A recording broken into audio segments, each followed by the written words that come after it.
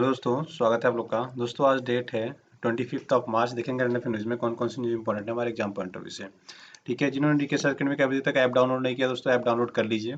ठीक है, आपको सारे करंट अफेयर की न्यूज़, अभी हमारा बहुत सारा पैक स्टार्ट होने वाला अप्रैल से, तो सारी इन्फॉर्मेशन आपको वहाँ पे मिलती रहेगी। ठीक है ना। चलिए, तो सबसे पहले न्यूज़ की बात करेंगे हम यहाँ पे। दुस्तिक दुस्तिक क्या है बेसिकली? आप अगर देखेंगे तो भारतीय सेना और उज्बेकिस्तान की सेना के बीच बेसिकली ये सैन्य अभ्यास है। ठीक है, तो ये याद रखिए, आपके एग्जाम पॉइंट ऑफ व्यू से बहुत इंपॉर्टेंट है।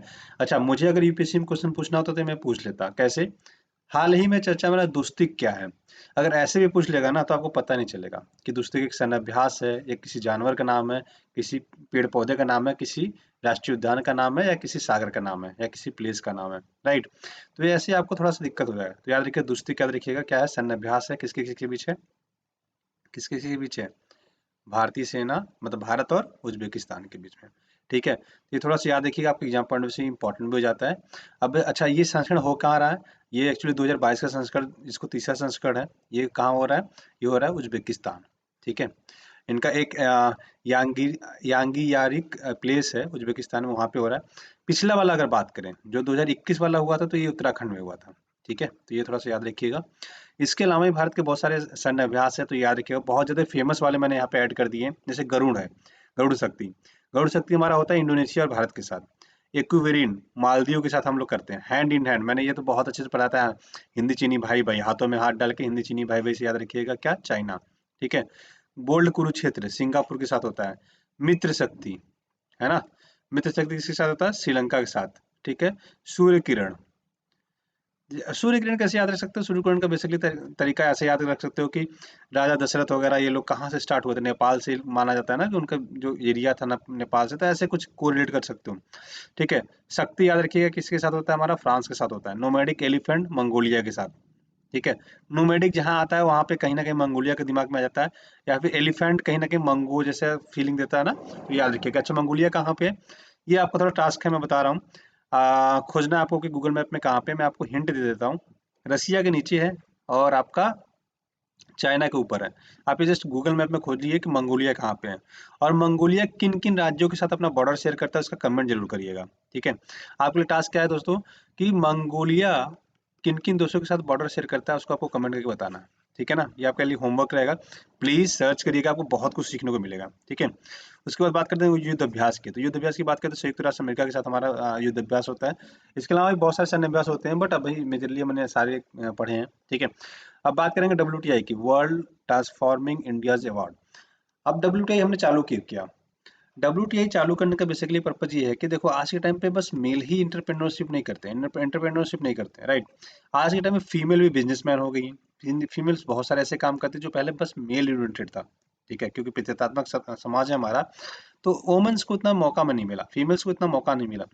अभी क्या है, आप बहुत सारे कामों में देखेंगे वुमेन जो है बहुत परफेक्टली काम करे, चाहे वो उद्यम हो, चाहे एंटरप्रेन्योरशिप है, या इसके अलावा भी बहुत सारे सेक्टर्स में क्या करें, बहुत अच्छा काम करें। तो इसमें क्या है कि नीति आयोग की एक मंच है जिसको हम बोलते हैं वुमेन एम्पावरमेंट प्लेटफॉर्म, जिसको बोलते हैं हिंदी में महिला उद्यमिता मंच। ठीक है, तो ये नीति आयोग के अंतर्गत आता है दोस्तों। इन्होंने क्या किया, एक अवार्ड चालू किया जिसको बोलते हैं वुमेन ट्रांसफॉर्मिंग इंडिया अवार्ड्स। ठीक है, इसको शॉर्टकट में हम डब्ल्यूटीआई बोलते हैं। इसका 5वां संस्करण अभी है। ठीक है, तो किसको क्या दिया गया ये मैटर नहीं करता है, बस आपको यूपीएससी क्या क्वेश्चन पूछेगा कि हाल ही में चर्चा में रहा डब्ल्यूटीआई, ठीक है, किसके द्वारा आयोजित किया जाता है? या तो आपको मिलेगा और डब्ल्यूईपी, या तो मिल जाएगा क्या, नीति आयोग। ठीक है, अब आप सोच के देखो, नीति आयोग का कहीं चर्चा भी नहीं होता जनरली।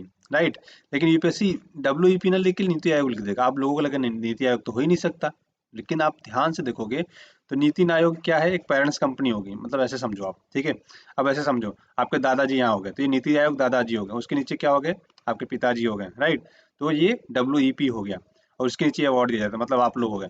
तो ऐसे जब सीक्वेंस याद रखा, अगर ये बीच से काट भी दे तब भी हम क्या कहेंगे, नीति आयोग यहाँ कहेंगे ना, है ना।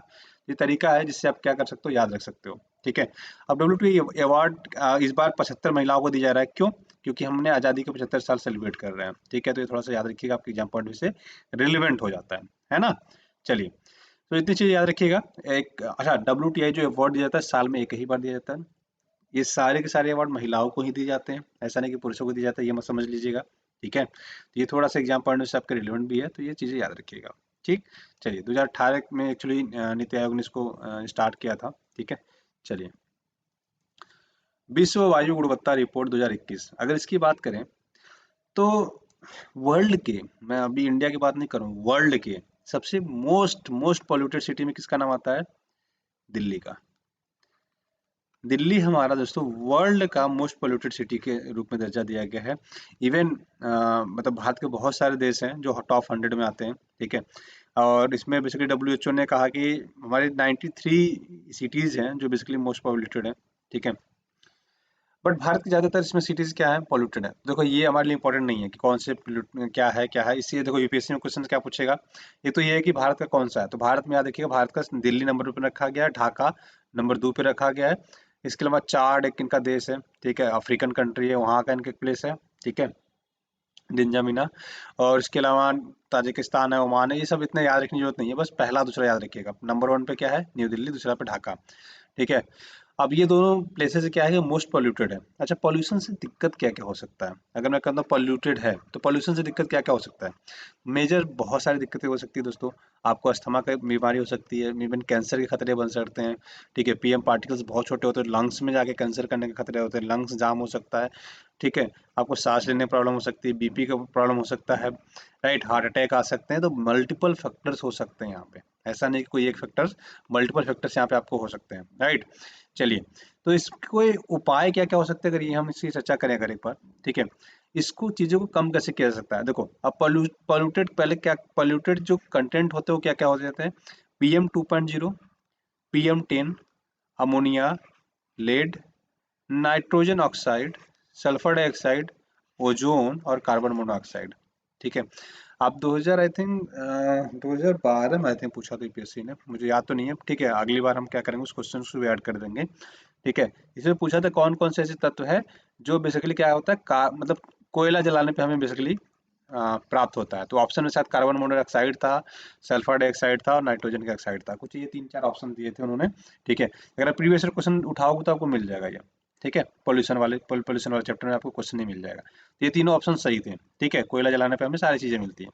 बट ठीक है, अभी क्या है कि आपसे क्वेश्चन ये भी पूछा जा सकता है कि मेंस में और इंटरव्यू में, कि पोल्यूशन तो है दिल्ली में, ठीक है, टॉप पे भी है, अब इसको हम रोके कैसे?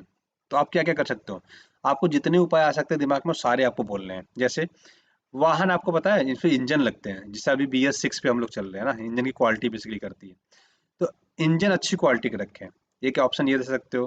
ठीक है, ईवी, इलेक्ट्रिक व्हीकल्स, ईवी जो इसको बोलते हैं, इलेक्ट्रिक व्हीकल्स बोलते हैं, इसको बढ़ावा दें, राइट।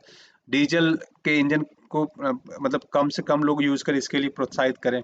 पेट्रोल इंजन कम यूज करें, इसीलिए प्रोत्साहित करें। सीएनजी एक अच्छा ऑप्शन है, सीएनजी को हम क्या करें, प्रमोट करें थोड़ा सा, राइट। और सीएनजी सस्ता भी पड़ता है। आपातकालीन की स्थिति में आपने देखा होगा कि ऑड इवन, जब केजरीवाल की सरकार रही तो उन्होंने क्या किया था, एक बार ऑड इवन भी चालू किया था। ठीक है, कि अगर 1 तारीख है तो ऑड नंबर लास्ट में डिजिट में, अगर जिसकी 1 है, 3 है, 5 है, 7 है, 9 है, वो गाड़ियाँ चलेंगी। 2 तारीख है अगर मान लीजिए, तो इवन नंबर की गाड़ियाँ चलेंगी, मतलब 2, 4, 6, 8, 0, ये सारी वाली जितने नंबर प्लेट के लास्ट में, जैसे 4 डिजिट का नंबर प्लेट होता है आपका ना, मान लेते हैं ये होता है 1, 2, 3, 4। तो आप किसी दिन चलते हैं, बस इवन वाले दिन, मतलब 2 तारीख को चलोगे, 4 तारीख को चला सकते हो, 6, 8, 10 ऐसे चला सकते हो।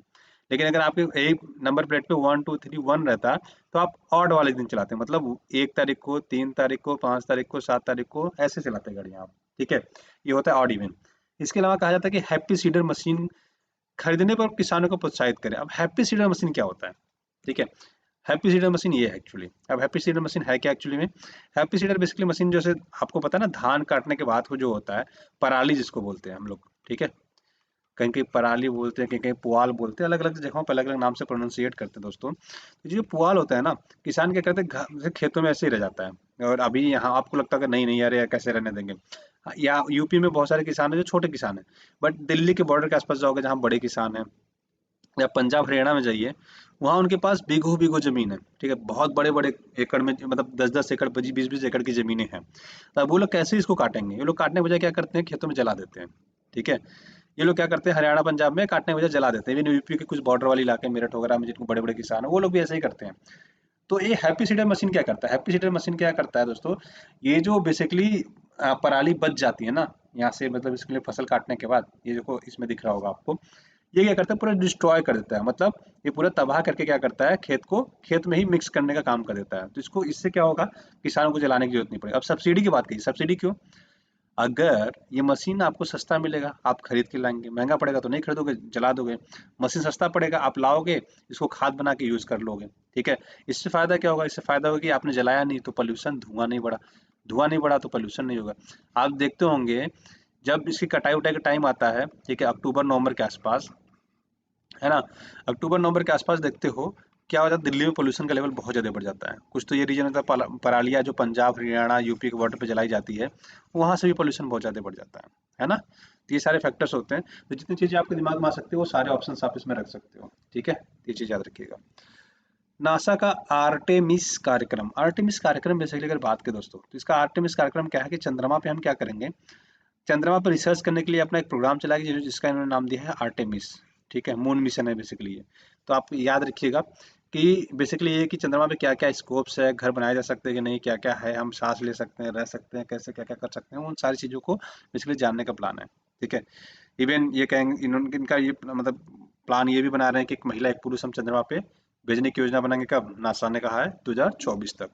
ठीक है, तो ये है, थोड़ा सा याद रखिएगा। अच्छा, आर्टेमिस बेसिकली चंद्रमा की देवी भी है ऐसा कहते हैं। ठीक है, तो इसलिए अपोलो मिशन हुआ था इनका, इन्हीं के नाम पे इन्होंने इसका आर्टेमिस नाम रख दिया। ठीक है, बट वो सब मैटर नहीं करता बहुत ज़्यादा, बस ऐसे बेसिक नॉलेज के लिए मैंने बोल दिया। तो आर्टेमिस मिशन क्या है याद रखिएगा, बेसिकली हम पृथ्वी से क्या करेंगे, पृथ्वी से लॉन्च करेंगे कहाँ पे, चंद्रमा पे, है ना। ये प्रोजेक्ट प्रोजेक्टाइल मोशंस होते हैं दोस्तों, जैसे हम कोई चीज़ लॉन्च करते हैं ना, तो जैसे ये है आपका फ्लोरिडा। ठीक है, फ्लोरिडा से जैसे ही हम लॉन्च करेंगे ये पृथ्वी की कक्षा में आएगा, पृथ्वी की कक्षा को घूमते घूमते घूमते घूमते, ये जो ग्रीन वाला देख रहे हो 7 8 9, ठीक है, 10, ठीक है, सॉरी ये 9 आ गया, 10, फिर ऐसे ऐसे होते होते होते फिर क्या करता है ये, फिर इसी की कक्षा में घूमने लगता है, राइट। ये बेसिकली एक तरीका होता है कि कैसे हमारा एक सैटेलाइट, ठीक है, एक हमारा सैटेलाइट कैसे ये आपका चंद्रमा की कक्षा में प्रवेश करेगा। तो पूरा ये सब पूरा प्लानिंग होता है, प्रॉपर तरीके से होता है, ऐसा नहीं कि कुछ भी छोड़ा और जाके चंद्रमा में घुस जाएगा, ऐसा बिल्कुल भी नहीं होता है ना। चलिए, तो जिनको एनसीईआरटी जिनको पैक लेना दोस्तों आप ले सकते हो, डेमो क्लास चाहिए आप हमें व्हाट्सएप मैसेज कर दीजिए इसी नंबर पे। ठीक है, आपको मैसेज आ जाएगा, डेमो क्लास आ जाएगी, देखने के बाद आप रजिस्टर करिए। ठीक है, अगर बिल्कुल नहीं हो तो मैंने हमेशा कहा एनसीईआरटी से स्टार्ट करिए। ठीक है, तो आज की वीडियो में बस इतना ही रखते हैं, आशा करते हैं वीडियो पसंद आएगा, पसंद आया तो अपने दोस्तों के साथ लाइक से सब्सक्राइब करना ना भूलिएगा। वीडियो देखने के लिए बहुत बहुत धन्यवाद, आपका दिन शुभ हो। Thank you so much, have a great day.